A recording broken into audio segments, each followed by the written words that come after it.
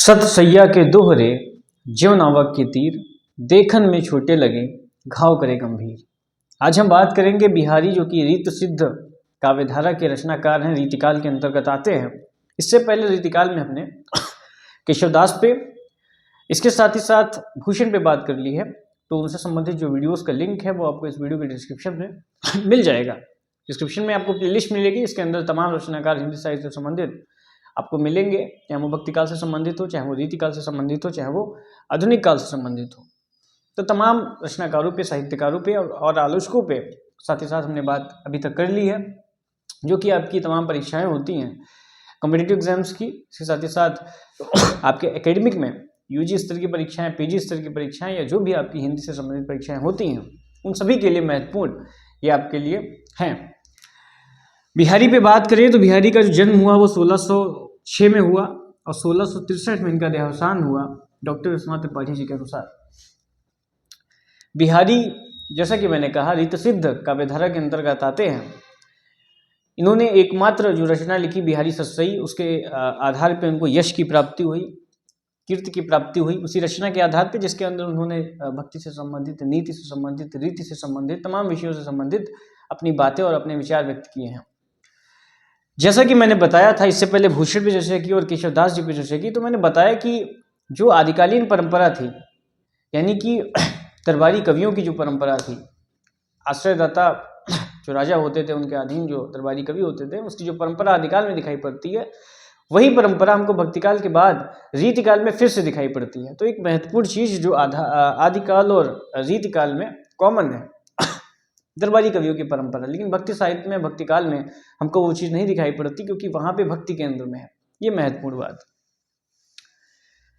दरबारी कवियों का काम क्या होता था, मैं कई बार बता चुका हूं, मनोरंजन, इसके साथ ही साथ उत्साह, ये दो उनके काम होते थे। यानी कि राजा के लिए और सेना के उत्साह के लिए, उनके मनोरंजन के लिए, ये उनका ध्येय होता था, जिसमें वो कई ऐतिहासिकता का सहारा भी लेते थे और मोटिवेट करने का प्रयास करते थे जब भी आवश्यकता होती थी। तो ये दरबारी कवियों की एक महत्वपूर्ण परंपरा जो कि हमें मिलती है, एक महत्वपूर्ण इनका एक काम निकल के आता है। परिचय की बात करें, बिहारी का जन्म मध्य प्रदेश के ग्वालियर के बसुआ गोविंदपुर नामक गांव में इनका जन्म हुआ। और किस तरीके से आपको पता है कि राजा जयसिंह के यहाँ ये दरबारी कवि के तौर पे रहते हैं। इससे पहले, जैसा कि आपको पता है, ये मूर्धन्य प्रतिभा के धनी थे, काव्य की एक अप्रतिम इनके अंदर जो प्रतिभा थी, उसके कारण शाहजहां से लगा करके जोधपुर के जो तमाम शासक रहे उनसे उनका संबंध जरूर रहा, लेकिन ये जो व्यवस्थित तौर से रहे और जहाँ इनको रुचा, तो जो जहाँ पे इनकी रुचि जो बनी रहने की, वो स्थान था राजा जयसिंह का। यानी कि राजा जयसिंह के यहाँ वो दरबारी कवि के तौर पर रहे और राजा जयसिंह उनके दरबारी कवि के, कह सकते हैं, जो आश्रयदाता राजा हैं, वो इनके रहे, राजा जयसिंह। जैसा कि आपको पता है, दरबारी कवियों के मैंने दायित्वों की बात की, यानी कि एक रचनाकार के दायित्व की जो बात, दरबारी कवि के जो दायित्व की बात है, यानी जो धर्म की बात है, इसकी मैं चर्चा कर चुका हूँ। तो उनका धर्म क्या है? उनका धर्म है राजा को चिताना, समाज को चिताना। इसके साथ ही साथ जो दरबारी कवि होते हैं, देखिए, अगर आप कोई सामान्य कवि है तो उसका जो धर्म हो गया, उसका धर्म हो गया कि वो समाज को चिताने के लिए काम करेगा, समाज को जगाने के लिए काम करेगा। लेकिन जो दरबारी कवि होते हैं, वो पर्सनल जो पोइट होते हैं राजाओं के, तो उनके केंद्र में राजा है, शासन व्यवस्था है। तो राजा के विकास के लिए, राजा के मनोरंजन के लिए, राजा को मोटिवेट करने के लिए, साथ ही में राजा को चेताने के लिए, वो राजा को केंद्र में रख के सारे काम करते हैं। यानी कि उनकी सेना को जब आवश्यकता होती है तो वैसा काम करते हैं, मनोरंजन के लिए भी और मोटिवेशन के लिए भी, प्रेरणा के लिए भी। लेकिन जब आप देखते हैं कि राजा अपने मार्ग पे नहीं है, जो उसके दायित्व है वो उसको भूल रहा है, तो दरबारी कवि क्या करते हैं? दरबारी कवि जो उस टाइम पे क्या करते थे, अपने धर्म का निर्वहन करते थे और राजा को जगाने का काम करते थे। हालांकि उस समय समकालीन स्थिति में ऐसे भी दरबारी कवि होंगे जो सिर्फ राजाओं की वीरतावलियां ही गा रहे होंगे, प्रशस्ति काव्य लिख रहे होंगे, लेकिन बिहारी ने एक महत्वपूर्ण काम किया। बिहारी इसलिए भी विशेष है क्योंकि इन्होंने राजा को चेताने का काम किया, राजा को जगाने का काम किया। ये कहीं ना कहीं एक तरीके से आप देख रहे हैं, जो केशवदास हैं वो शासन व्यवस्था में वहाँ पे रहते हैं और वहाँ पे आपको पता है किस तरीके से गुरुवत उनका सम्मान होता है। तो बिहारी सिर्फ प्रशस्ति काव्य तो लिखते ही हैं, लेकिन उसके साथ ही साथ राजा को चेताने का और जगाने का भी काम करते हैं। इसीलिए बिहारी जो है उस परंपरा में तो है, लेकिन उस परंपरा में भी विशेष है, तो बिहारी विशेष है। जैसा कि आपको पता है राजा जयसिंह के संदर्भ में जो बात आती है, तो इन्होंने एक पंक्ति लिखी थी कि नहीं पराग नहीं मधुर मधु नहीं विकास ही काल, अली कली ही सौ बंदे हो आगे कौन हवाल। तो ये चिताने के लिए राजा जयसिंह को चिताने के लिए उन्होंने ये पंक्तियां लिखी थी। तो इन पंक्तियों के माध्यम से इनके कैसे व्यक्तित्व का बोध हो रहा है, इनके गुरुवत व्यक्तित्व का बोध हो रहा है, या फिर एक ये कह लें कि एक जिम्मेदार जो दरबारी कवि की जो धर्म होता है उसका इन्होंने निर्वहन किया। तो एक जिम्मेदार दरबारी कवि के तौर पे बिहारी हमारे समक्ष आते हैं, सामने आते हैं। तो 1606 और 1663 इनका देहावसान का समय है। 1663 1606 इनका जन्म का समय है, मध्य प्रदेश के ग्वालियर के गोविंदपुर गांव का इनका जन्म है। बिहारी के विषय में तमाम लोगों ने अलग अलग बातें कही, उसकी हम चर्चा करेंगे। ग्रंथ आपको इनका पता है, इनका जो एकमात्र ग्रंथ है बिहारी सतसई। बिहारी सतसई की जो है प्रशंसा काफ़ी हुई, और जैसा कि आपको पता है लगभग इसके अंदर 719 दोहे हैं। ये दोहे श्रृंगार से संबंधित अधिक संख्या में है, सबसे अधिक, फिर रीति से संबंधित, नीति से संबंधित और भक्ति से भी संबंधित वहाँ पे आपको दोहे मिलते हैं। ऐसा नहीं है कि सिर्फ भक्तिकाल में भक्ति से संबंधित काव्य लिखा गया, उसके बाद भी लिखा गया, उसके पहले भी कुछ लिखा गया। यानी कि जब कोई परंपरा चलती है तो वो परंपरा पहले से चल चुकी होती है। यानी कि नीति की बात हो, दोहे की नीति के दोहों की बात हो या भक्ति के दोहों की बात हो, रीतिकाल में भी हमको मिलते हैं भक्ति के दोहे। तो ये बात आपको ध्यान रखनी है। तो 719 दोहे इनके हमको क्या मिलते हैं, इस ग्रंथ के अंदर बिहारी सतसई के अंदर मिलते हैं। बिहारी सतसई के ऊपर जैसा कि बताते हैं डॉक्टर विश्वनाथ त्रिपाठी कि 50 से अधिक टीकाएँ लिखी जा चुकी हैं अभी तक, और वो काम अभी तक क्या है, जारी है, टीकाओं के लिखने का काम। तो पूरे यूरोप में जैसा कि जो स्टेटमेंट है ग्रियर्सन का, जो स्टेटमेंट है, ग्रियर्सन ने भी हिंदी साहित्य के इतिहास में संबंधित एक ग्रंथ लिखा जैसा कि आपको पता है। तो ग्रियर्सन का जो स्टेटमेंट है, उन्होंने बिहारी सतसई की प्रशंसा में वो स्टेटमेंट दिया था कि यूरोप में जो है इनकी जो एक कृति है ये काफ़ी यश प्राप्त है। तो इनकी प्रशंसा में उन्होंने बातें कही थी ग्रियर्सन ने, जैसा कि आपको पता है।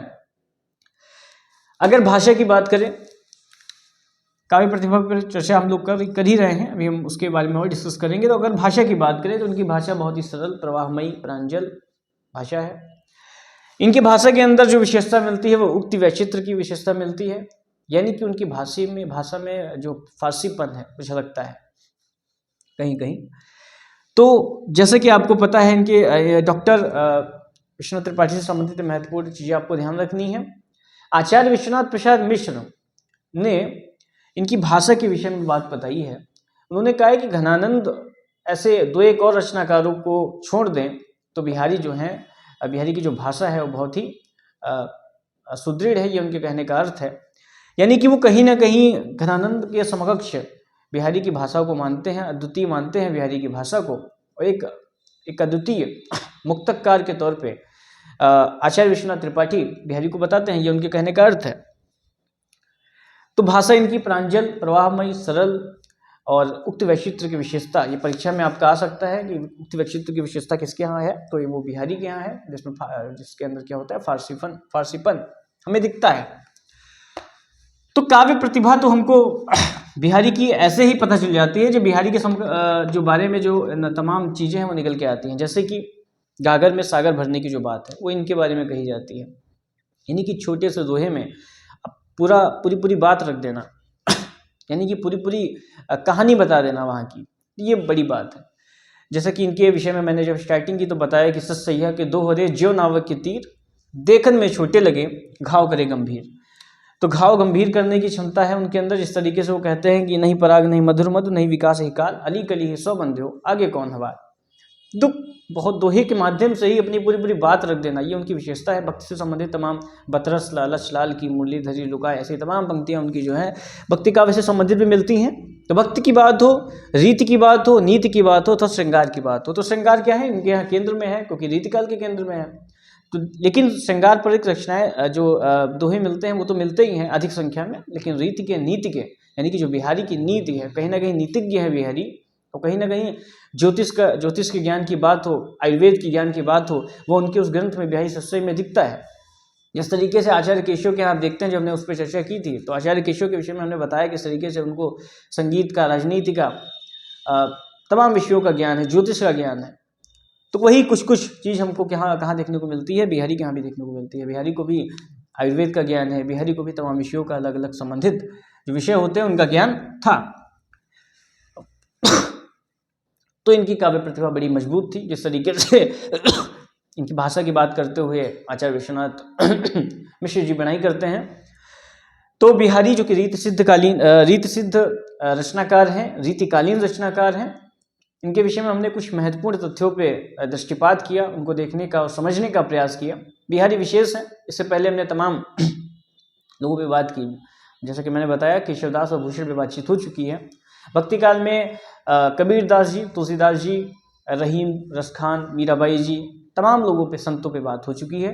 तो उनसे जुड़े जो प्रीवियस वीडियोज़ हैं वो आपको प्लेलिस्ट के तौर पे आपको उसकी प्लेलिस्ट मिल जाएगी इस वीडियो की डिस्क्रिप्शन में, हिंदी साहित्य रचनाकार के नाम से, जिसके अंदर तमाम रचनाकार आपको मिलेंगे। और साथ ही साथ आलोचकों की बात की जाए तो आचार्य रामचंद्र शुक्ल, आचार्य हजारी प्रसाद द्विवेदी, इसके साथ ही साथ डॉक्टर नामवर सिंह, इन पे बात हो चुकी है।